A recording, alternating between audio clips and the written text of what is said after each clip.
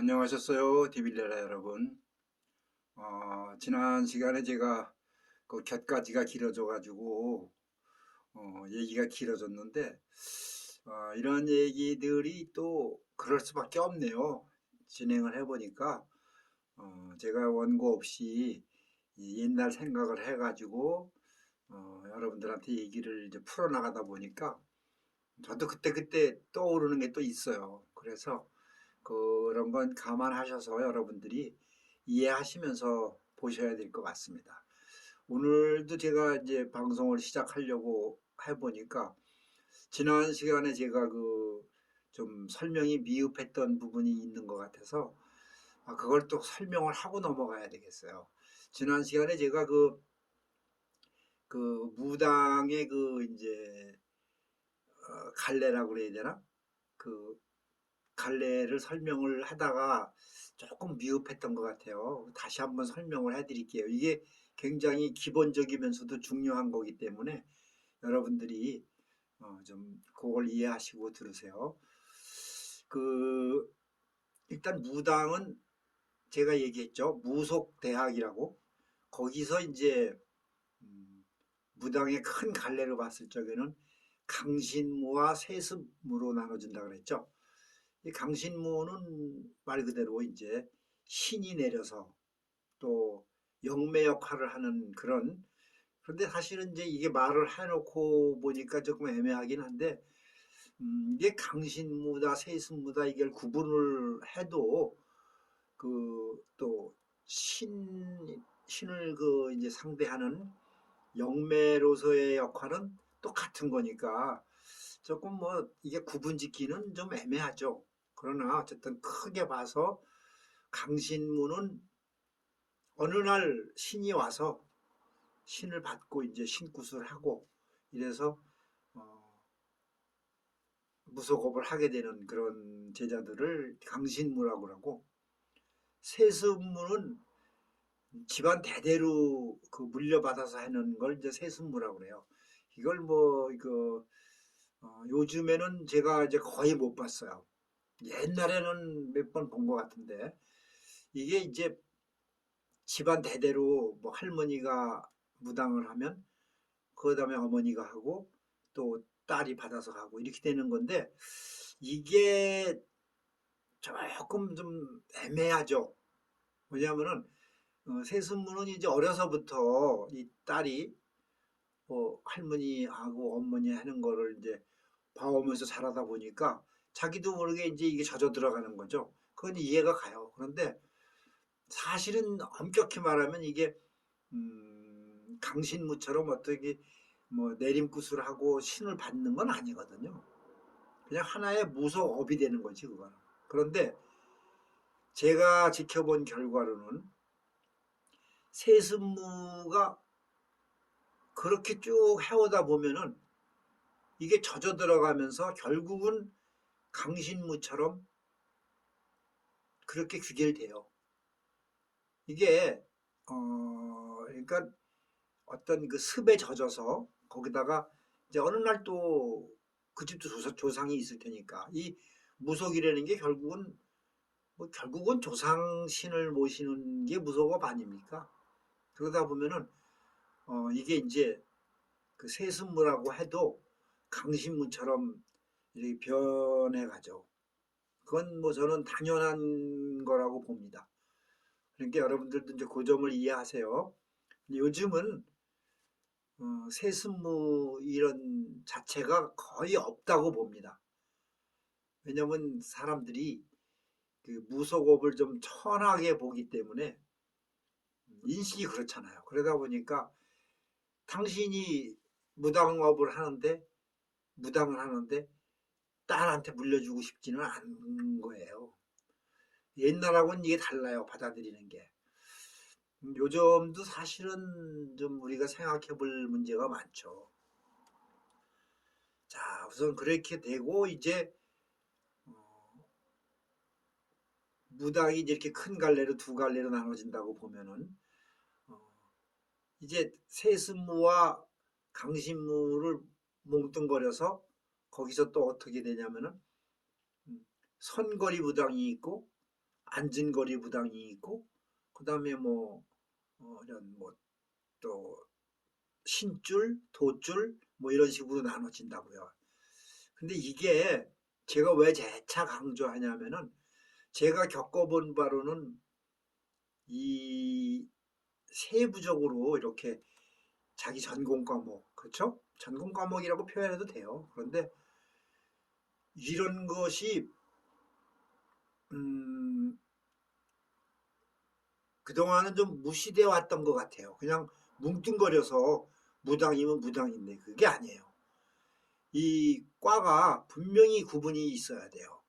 그래서 저번에도 말씀드렸지만 과를 잘못 선택하면 자기 전공을 찾아가야 되는데 전공을 못 찾고 헤매다 보면은 이게 적성이 안 맞죠. 그러니까 나중에 실패를 하는 거예요. 이게 굉장히 기본적인 건데도 이게 잘 안 지켜지고 넘어가다 보니까 결국은 죄 없는 제자들만 고생하는 거예요. 그 길을 못 찾아서. 그런데 이게 또 뭐가 심각하냐면은 그렇게 그냥 억지로 하다 보면은 조금씩 또 익어가잖아요. 아무리 뭐 어색하더라도. 그런데 그게 어? 자기 전공이 아닌데 그냥 먹고 살기 위해서 할 수 없이 흉내 내면서 하는 거야. 그러다 보면은 이게 이제 본질이 흐려지는 거야. 그러면 나중에 유턴하기도 힘들어져요. 이제 기왕 또 그걸 그쪽으로 발을 들여놨으니까. 그래서 이 요즘에는 찾아보기 어렵지만 그런 신선생이나 이런 스승들이 역할이 제가 그 기도터에서의 역할도 얘기했잖아요. 그런 식으로 그런 갈래를 잡아줄 수 있는 그런 어른들이 필요해요. 근데 그게 없어요, 지금. 저는 약간 그 신개념을 좀 도입해서 어, 어, 새로 이런 무섭게 발디뎌 놓는 그런 제자들한테 좀 약간 신개념으로다가 이제 설명을 하고 가르치고 싶어서 이렇게 이런 걸 하는 거예요. 그러니까 이 과를 잘 찾아야 된다는 거 굉장히 중요합니다. 그래서 어떤 선거리 무당은 뭐 말 그대로 어? 서서 하는 행위예요. 춤추고 신하고 놀고 또 선거리가 또 앉은거리도 할 수 있어요. 점사도 봐야 되니까. 그런데 이게 또 앉은거리는 선거리를 하기가 힘들어요. 그거는 이제 어떤 그 훈련도 필요하거든. 그리고 선거리 중에 뭐 어떤 좀 작두를 탄다거나 무슨 그런 행위를 하는 거는 아무나 되는 게 아니니까 그것도 훈련이 필요해요. 근데 앉은거리 하던 사람들, 앉아서 전만 보는 사람들이 그 선거리를 하라면 못하죠, 어색해서. 그런 거예요. 근데 선거리는 앉을 수 있다는 거지. 그래서 이제 그렇게 또 거기서 신줄, 돛줄 또 이렇게 나눠진다 그랬잖아요.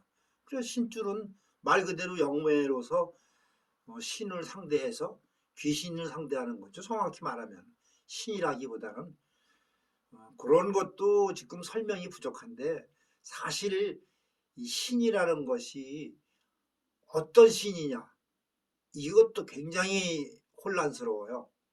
이 정확하게 모르는 제자들도 의외로 많아요. 이게 다 이게 교육이 잘못돼서 그런 거죠. 그런데 어쨌든 그 귀신을 상대하는 신줄 그런데 나 같은 사람들 돛줄 말했죠. 뭐 그 돛줄의 그 이제 구분을 제가 지난 시간에 얘기했을 거예요. 어쨌든 이런 어, 우리가 흔히 말하는 철학이라는 사주명리학 또 뭐 주역이니 풍수지리니 뭐 이런 류들이 이제 동양 철학에 들어가면서 돛줄 제자들한테 해당이 되는 거죠. 그래서 선거리 신줄들은 사실 이쪽 영역을 동경은 하지만 못해요. 그걸 할 수가 없어요. 그건 구분이 명확히 됩니다. 그걸 무슨 뭐 차별하는 그런 차원이 아니고 그거는 할 수가 없는 영역이 되는 거예요. 그 돛줄이 더디고 그 공부가 힘들다는 거 제가 설명했잖아요. 그러니까 이제 대략 이렇게 크게 갈래를 여러분들이 이해를 하고 들어가야 이제 그 공부가 제대로 되는 거예요. 그러니까 여러분들 이제 애동제자들 특히 오래되신 분들도 마찬가지지만 이거 기본적인 이런 교육이 안 돼 있으니까 그냥 이론 없이 들어가니까 이런 일이 생기는 거예요. 참 그건 한심한 얘기예요, 사실은. 그러니까 그런 그 이제 무속계에서의 그런 어떤 이제 그런 혼란스러운 그런 것들 때문에 이게 이제 시행착오가 생기고 이러면서 고생, 정말 고생문이 열려요. 그럼 어떤 제자들은 잘못 갈래를 잡으니까 뭐 신굿만 몇 번 해놓은 제자들이 많아요. 그러면 그 돈이 다 어디서 나옵니까? 그건 참 벌받을 죄죠, 죄악이에요, 그거는. 그 신굿을 자꾸 하면은 뭐가 되는 것 같죠? 그 순간은 되는 것 같아요, 실제로. 왜냐? 귀신을 접대하니까. 잡신들을 와 있는데 차려놓고 놀아주니까 좋죠. 그러니까 며칠은 또 참 뭐가 되는 것 같거든. 근데 아니에요, 그게. 귀신도 귀신 나름인데 나하고 그 의견이 맞아가지고 제대로 된 귀신이 와줘야지. 그냥 오며 가며 만나는 잡신들이 와서 놀다 가는데 그 잡신들이 뭘 알아요. 나한테 뭘 가르쳐 주겠냐고. 이게 굉장히 중요한데 그런 것들을 구분조차 못하니까 이 제자들만 그냥 골탕 먹는 거예요. 그러면 그 제자도 또 먹고는 살아야 되겠군요. 그러니까 또 손님도 오면 또 후려잡아서 또 신굿을 하게 되고 이게 이제 악순환이 계속되는 거야. 이러다 보면 진짜 큰일 나는 일이 생깁니다. 사람 죽습니다, 가탁하면. 그러니까 여러분들이 제가 다시 한번 강조하는데 이 신제자고 도줄제자고 간에 이 갈래를 정확히 알고 거기에 맞는 공부와 기도와 수련을 해야 된다는 거. 요거 잊지 마세요. 제발 제가 당부드립니다. 좀 쉬었다가 다음 시간에 또 할게요.